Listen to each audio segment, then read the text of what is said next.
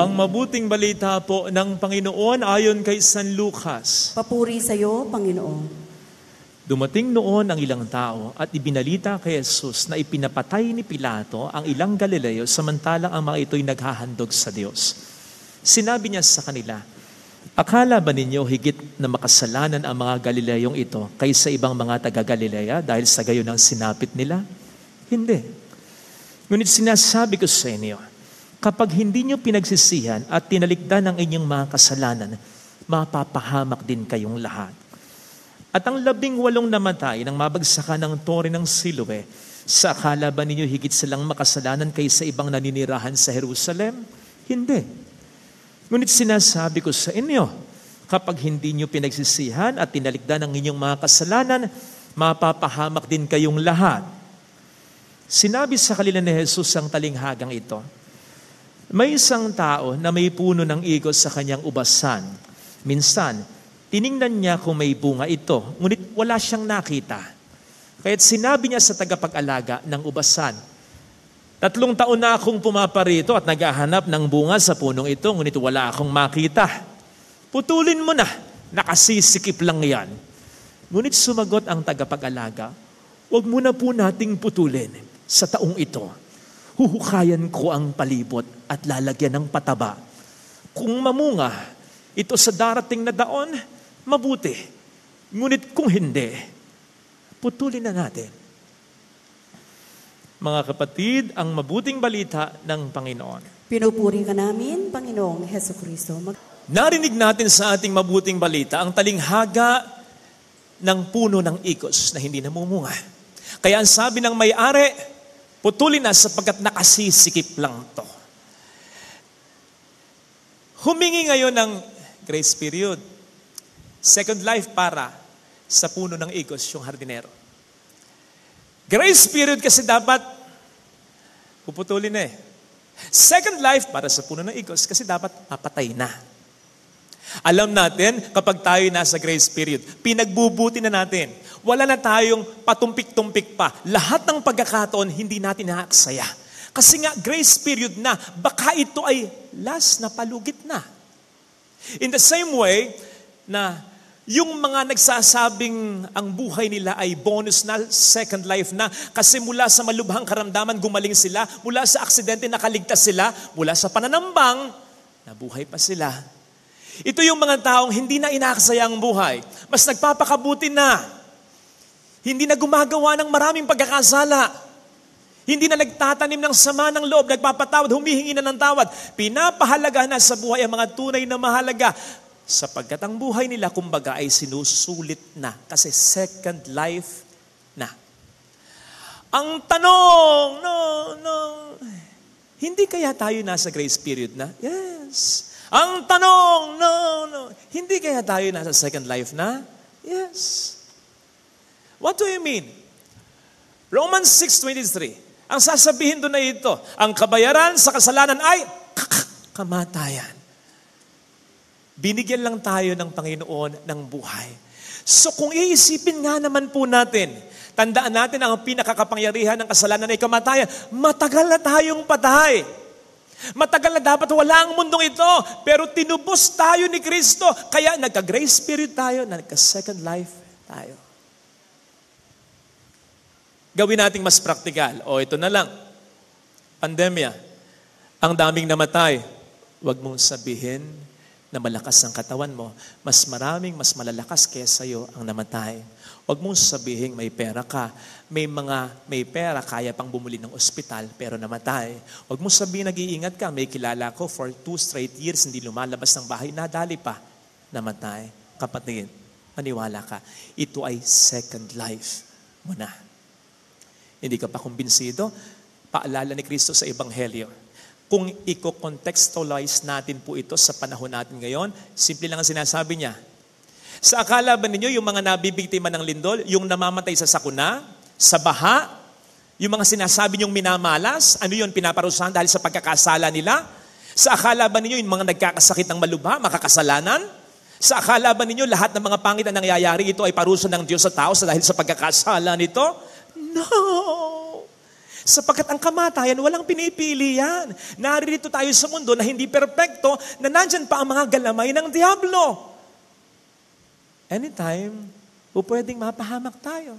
Kahit nag-iingat tayo. Yung sinasabi ni Kristo, kapag hindi kayo nagsisi sa inyong kasalanan, mapapahamak din kayo. Hindi ito yon, hindi yung kalamidad yon, hindi yung mga sinasabi nating kamalasan yon. Ang sinasabing ultimate na kapahamakan dito ng Panginoon ay yung kapahamakan sa impyerno. Kasi kung iisipin mo, kung ang kapahamakan o kaparusahan lamang para sa ating mga kasalanan ay kamatayan lang, anong klaseng parusa yan? Lahat naman dumarating sa kamatayan. At hindi natin napipili kung anong uri o paraan ng ating kamatayan. So hindi yan yung kapahamakan na sinasabi ni Kristo sa ating Ebanghelyo napakinggan, kundi ang iwasan natin yung kapahamakan sa impyerno sa apoy na walang hanggan. Kaya nga ang sabi, magsisi. Huwag tayong pakakampante na tayo mabuti. Huwag tayong mag-isip na ang mga namamatay dahil sa sakuna, dahil sa mga kamalaasang iniisip natin yan ay masasama. Lahat tayo pupwedeng pangyarihan niya. O diba, na news, yung dalawang bikers, niwalang sa kalsada, hindi nagdadrive, nandun lang sa may tabi, namamahinga. Abay, sukat ba na ang suruin ng van? Kaya ang sabi ng kaibigan, ito yung punto ng sinasabi ko, mabubuting tao po yan, napakababait na kaibigan, wala naman silang kasalanan. Kita nyo na, nangyayari yan. It happens. Minsan sinasabi natin, sa hirap ng buhay ngayon, kasi nga, minsan kaliwat kanan ng pinapatay, mahirap yung may kaaway. Tama yun, mag-ingat ka, mahirap yung may kaaway. Pero tandaan natin, meron tayong permis na kaaway. Kahit pa mag-ingat tayo, nandiyan lagi. The enemy, sabi ng Bible, ang demonyo na magdadala ng peligro sa ating buhay. Natural yan kasi nandito pa tayo sa lupa, wala pa tayo sa langit. Natural ang lahat ng yan. Kaya dapat magpakabuti ng palagian. Kapatid, pag lumabas ka ng bahay, nandun na yung peligro Lumalanghap ka ng hangin na hindi mo alam kung anong virus na dala. Nakakasalumuha mo ang mga tao, hindi mo kakilala. Kumakain ka kuminsan ng pagkain na hindi mo alam kung paano pinrepara. Nandito tayo sa planeta na sinasabi nga ng mga scientists kuminsan, may mga lumalampas lang ng mga malalaking asteroids o kometa. Kapatid, kung hanggang ngayon buhay tayo, definitely, grace period na ito, second life na ito, pagbutihin mo na ang buhay na ito. Hindi ko alam kung napansin po ninyo, sa ating pinapagawang simbahan, merong puno sa loob. O mamaya nyo natingnan. Mga marites ito. May puno, kailangan ng putulin. Kaya lang ang problema, marami ng mga structures sa tabi. May pader na, may parang gusali na. Kinakailangan na ng crane bago maputol yan. Hindi na pwedeng mano-mano yan. Unahan na kita. Alam ko ang iniisip mo. Parang iniisip mo, puputulin din naman pala, bakit pinagtagal pa kasi? Ito kasi sagot.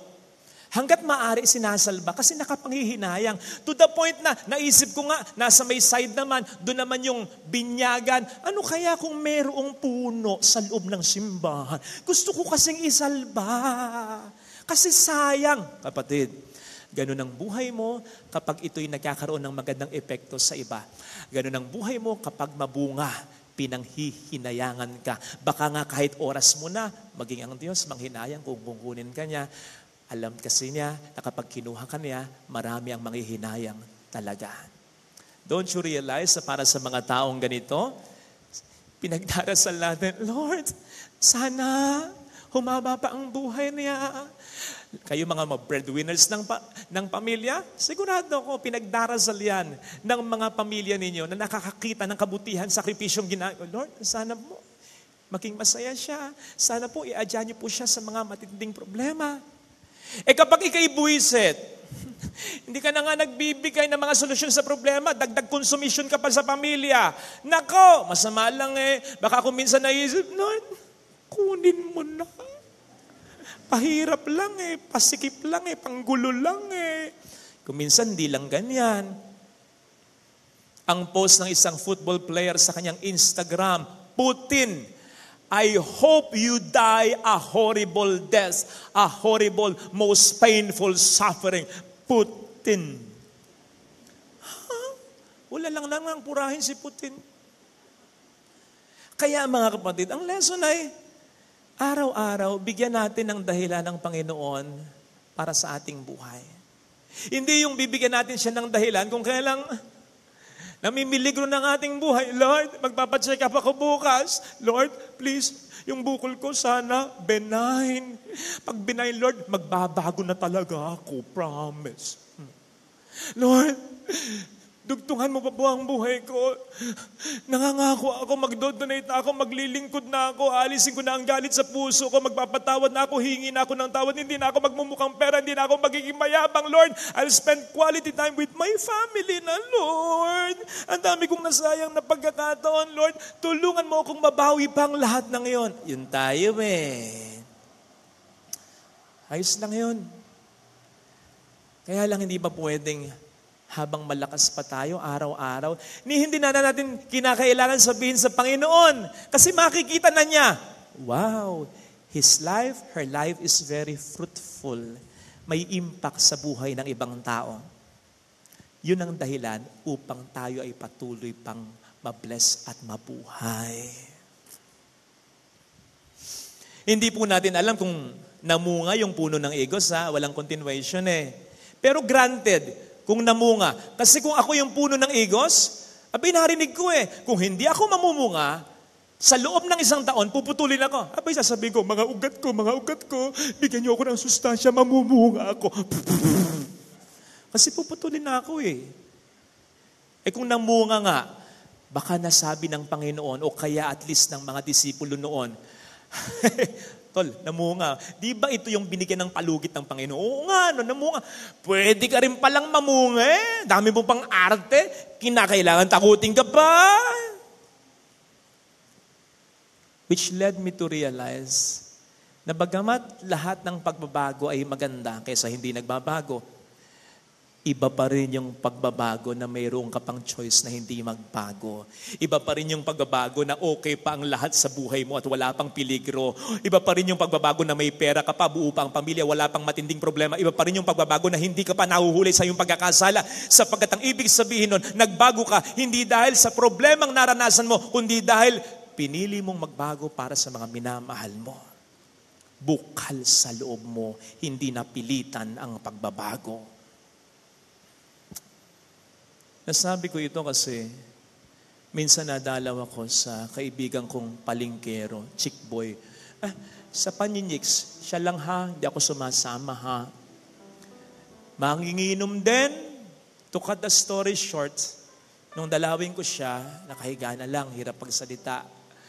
Kabiruan ko kasi, kaya nasabi ko, Brad, inom pa more! Chicks pa more! Parang gusto magsalita at sabihin sa akin, papatayin kita. Pero alam po ba ninyo, biglang naging seryoso yung moment kasi ang sumagot ay si Mrs. At nang sumagot si Mrs., cracking yung voice niya, ang sabi lang niya ay, Father, kahit gusto pa niya, di na niya kaya, wala na siyang choice. Alam niyo yung natahimik ako, naisip ko, parang hindi na-appreciate masyado ni Mrs. yung pagbabago ng mister niya. Kasi nga, papaano kung hindi inatake? Papaano kung hindi nagkasakit? Baka tuloy yung ibinibigay sa kanilang sakit. You see, kapag maraming mga choices, tapos you pick one, mahalaga yung one na yon. Kaya nga ganun yung moment kapag nananalo sa Miss Universe, Miss Philippines! Thank you. Di ba na-segue ko yung iyak ko? Kasi napakaraming contestants ko yung pinili. May mga choices Yun yung sinasabi ko, yung pagbabago na may mga choices ka pa para hindi magbago. Kasi okay pa ang lahat sa'yo, hindi ka pa nahuli sa pagkakasala mo.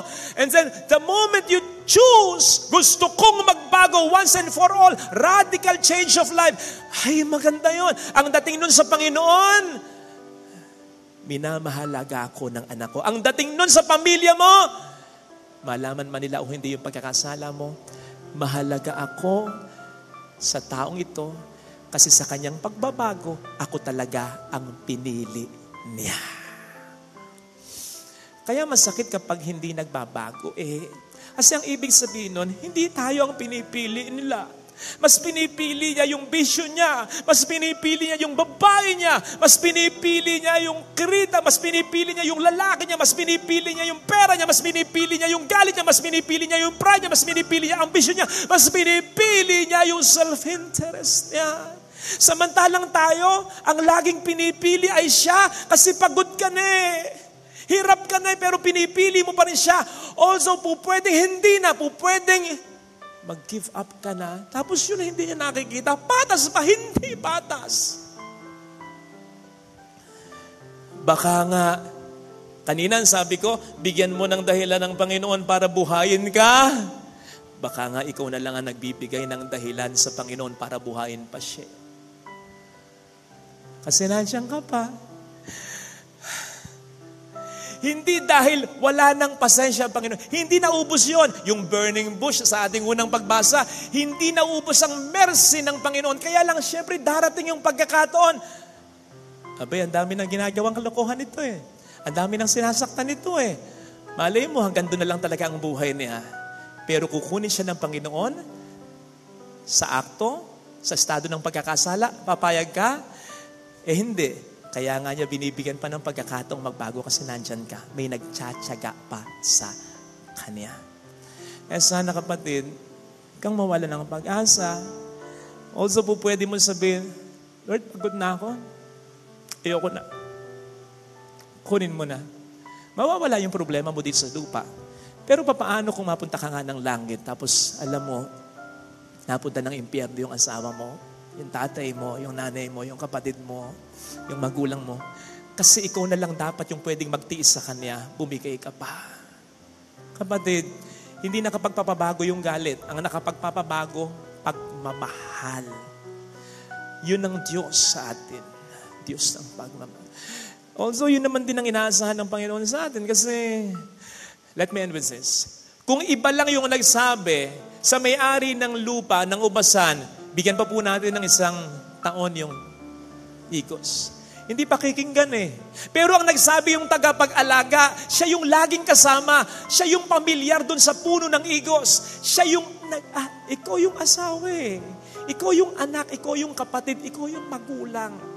Kaya yun din ang inaasahan sa atin ng Panginoon Ito sanang hilingin nating biyaya sa banal na misa, na makita ng ating mga inaalagaan, halimbawa may sakit, yung pagpili natin na alagaan sila. Lalong-lalo na makita ng mga taong gusto nating magbago, yung ating pagpili sa kanila, sapagkat mahalaga sila. Sana pahalagahan nila, magbago sila. Lagay natin ang ating kanang kamay.